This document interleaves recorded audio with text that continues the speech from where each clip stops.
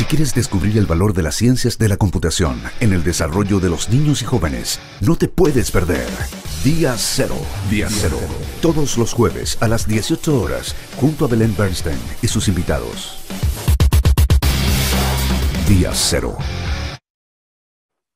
Bueno, ya estamos para continuar en la sesión de hoy. Vamos a estar conversando, como les decía, sobre el llamado sound masking, que es que se agrega al lugar un sonido similar al flujo del aire, dotándolo de mayor tranquilidad para ambientes laborales. Y de eso y más tenemos hoy a Rodrigo Saubal. Bienvenido, Rodrigo. Espero haberlo pronunciado bien. Sí, ¿Sí? no, está bien. Hola, ¿qué tal? ¿Cómo estás? Mucho gusto estar aquí contigo compartiendo hoy día. Muchas gracias, Rodrigo. Siempre partimos comentando un poquito de historia del invitado, así que cuéntanos un poco cómo partiste y cómo llegaste a estar hoy en este tipo de proyecto del cual vamos a estar hablando en profundidad el segundo bloque. Bueno, yo la verdad es que ya hace bastantes años estudié comunicación audiovisual y luego hice una especialización en aplicaciones interactivas y televisión interactiva. Esa especialización, ese máster lo hice en Inglaterra. Tuve la oportunidad luego de quedarme trabajando en Inglaterra. Esto coincidió más o menos con la época de las Torres Gemelas, así que en ese momento volví a Chile por una serie de restricciones a los inmigrantes que había en esa época y desde esa época hasta hoy día he trabajado en empresas ligadas a los medios y a la tecnología principalmente, en términos de su implementación, integración de flujos de trabajo. Y desde esa fecha hasta hoy día he estado en distintos lugares trabajando y implementando tecnología y comunicación principalmente. Oye, Rodrigo, y cuéntanos ahí cómo fue esa pasada por Inglaterra, qué cosas te llamaron la atención o fueron fuente también de inspiración para meterte en estas Sí, cosas que te toca ver hoy. claro que sí. Yo la verdad es que cuando me fui tenía la perspectiva de trabajar en televisión y ser director de televisión, era lo que me gustaba, pero lo que me ocurrió es que en este máster, que es como una especie de MBA, se me abrió el apetito por el mundo de los negocios. Y la verdad es que frente a la tecnología que en esa época era incipiente, el uso de las distintas aplicaciones, multiplataforma, la conectividad, internet y ese tipo de cosas, me abrió el apetito como para ir por otro camino y lisa y sencillamente decidí cambiar de rumbo y a partir de esa especialización involucrarme en esto. Y tuve la suerte de hacer mi práctica laboral en la BBC en Inglaterra, en Londres.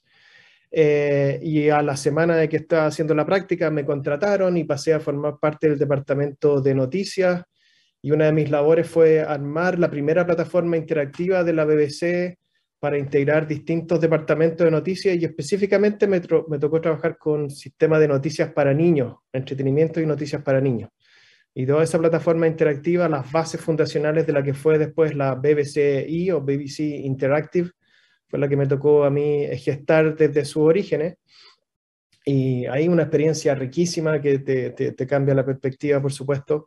Y ciertamente eso te abre muchas puertas y te abre muchas instancias de desarrollo profesional. Así que una de las cosas que más me llamó la atención, por ejemplo, era en esa época, estamos hablando del año 2001, 2002, la cantidad de gente que se conectaba a las páginas web ya para ver noticias, 50 millones de personas solo en Inglaterra, más de 300 millones a nivel mundial, y este sistema de noticias para niños tenía 2 millones de personas que se conectaban a diario y más de 15 millones de personas a nivel mundial. Entonces, era una plataforma que tenía una pegada y llegaba a un público, además totalmente sujeto a catastros bien específicos, porque las redes IP son mucho más específicas que un análisis de audiencia como lo conocemos históricamente aquí en Chile. Entonces, fue muy interesante ese proceso y eso gatilló definitivamente el que me quisiera involucrar mucho más en este mundo de las aplicaciones, la tecnología.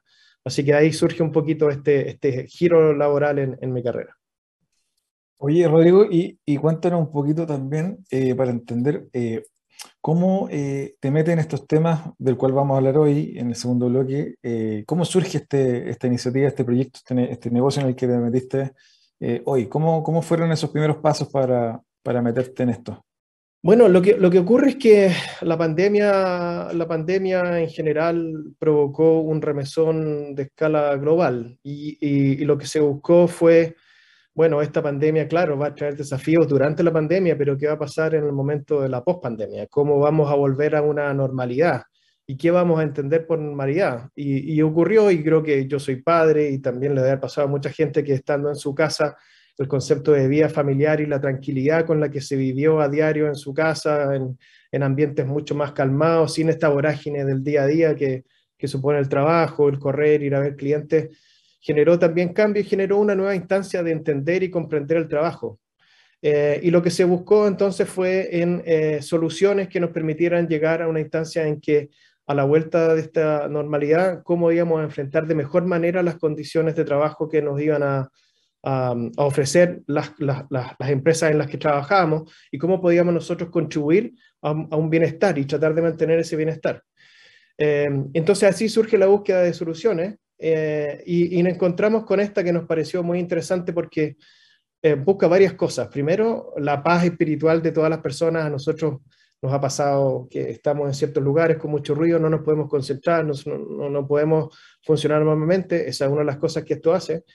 Y lo otro que busca también es que hay empresas que tienen roles, funciones que también requieren de cierto, no digamos secreto, pero requiere de cierta discreción, digámoslo de esa manera, de manera tal de que hay ciertos elementos o reuniones que pueden ser más críticas que otras. Entonces, esto también beneficia no solamente a la persona durante su jornada laboral, sino que también beneficia la toma de decisiones en términos de los negocios que las distintas empresas pueden hacer, específicamente a aquellas empresas que tienen una función crítica o que son complejas con conceptos o trabajos altamente complejos, como puede ser desde la minería hasta las labores de Estado, de seguridad, las policías, los militares, etcétera, que requieren por sus funciones propias características que le den un poquito más de seguridad en términos de lo que se habla y lo que se dice en su trabajo.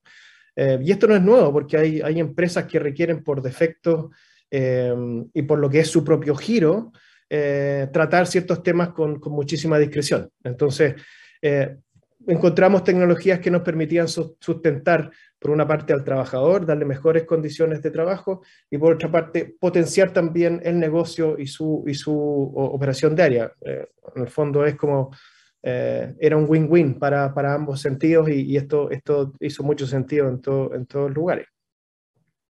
Oye, porque también, Rodrigo, están este concepto de los sonidos blancos, o estos sonidos que que sirven para dormir, la gente que tiene problemas en la noche. Va por ahí, algo, Claro, en parte. claro. A ver, estas tecnologías tienen su origen, bueno, originalmente uno conocía este tipo de cosas, cómo enmascaro yo los sonidos y cómo me quiero aislar. Uno se compra ciertos audífonos, ¿cierto? Y estos audífonos tienen el noise canceling, ¿no es cierto? Y ese noise canceling lo que hace es aislarte del mundo. Pero esta tecnología lo que hace es agregar un factor, pues lo que hace es optimizar tu posición. No solo es aislarte, sino que optimizar tu posición también. Porque si bien es cierto, lo que se busca con esto es que tú tengas cierta estructura de privacidad que te busque, que permita que tú tengas foco y concentración, lo que busca también es que las otras personas que están al lado tuyo también puedan continuar con su labor. Entonces, en un ambiente compartido, donde uno trabaja en una oficina normalmente, tú no puedes sostener a todo tu grupo de trabajo con audífonos y todo el mundo aislado, porque el trabajo tiende a ser también colaborativo. Lo que hacen estas tecnologías es reducir la interacción no deseada en términos auditivos, de manera tal de que tú tengas foco en lo que es tu labor, ¿ya? Y en ese contexto, esos ruidos blancos, y este también se conoce, hay otro que se llama el ping noise, lo que hacen es como establecer en base a cierta frecuencia supresiones. Entonces yo utilizo esos sonidos para suprimir otros, ¿ya? Pero estas tecnologías del sound masking hacen más eficiente ese proceso, porque ambos sonidos trabajan a cierto nivel de decibeles. Las tecnologías de sound masking lo que hacen es adaptarse a la condición humana auditiva de manera de generar instancias de supresión naturales. Porque así como uno ve cierto rango visual, el oído también tiene cierto rango. Y al nosotros utilizar este enmascaramiento auditivo, lo que estamos haciendo es suprimir ciertos sonidos no deseados para quedarnos con aquellos que sí nos interesan y poder desempeñarnos y desenvolvernos de mejor manera. Así que esta tecnología va un poquito más allá de lo que son estos sonidos tradicionales y lo que buscan es generar instancias específicas. A modo de ejemplo, y para que la gente los pueda utilizar, hay distintas aplicaciones tipo Tidal, que es una aplicación de música que es bien comercial y que tiene este tipo de sound masking y que la gente puede utilizarlo, claro, si tiene las cuentas, por ejemplo, en beneficio propio y precisamente para esto que tú señalabas, para poder aislarse, dormir, concentrarse, etc. Pero en términos de oficina, esto ya tiene una estructura bastante más industrial, mucho más especializada, y lo que la hace bastante más compleja que simplemente ponerte unos audífonos para poder dormir. Aquí lo que se busca es que tú suprimas sonido, pero permitas la interacción de todas maneras. Rodrigo, y para hacer un doble clic e ir cerrando este primer bloque, cuéntanos algunos, bueno, el segundo bloque vamos a profundizar, pero algún caso de uso en general, más allá de lo que están viendo hoy, de lo que vamos a asegurar hablar en el segundo bloque, ¿para qué ambientes es propicio este tipo de soluciones ambientales? Voy a concentrarme ahora en algún par de ejemplos laborales y después podemos profundizar en algún otro tipo de ejemplo. Suponte que tú tengas una oficina en una sala de reunión y tú quieres aislarte del resto de la oficina. Lo que tú haces es definir áreas de sonido para que en esa sala de reunión el sonido no traspase hacia el resto de la oficina y por lo tanto las conversaciones y la privacidad de lo que ocurre en esa conversación se dé de manera más eficiente.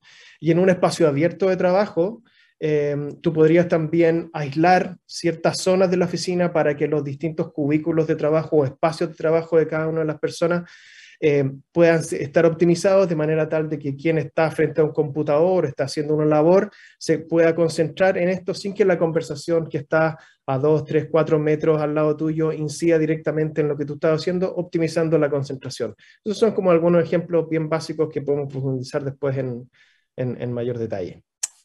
Súper. Te quiero invitar a una breve pausa musical para luego volver a conversar sobre estos temas tan interesantes que obviamente nos atañen a todos quienes trabajamos en oficina y al regreso de esta pausa también quiero preguntarte un poco sobre los desafíos que están viendo y los planes de acción que tienen pensado para lo que resta de año. Así que vamos a una breve pausa y seguimos conversando con Rodrigo Saupal.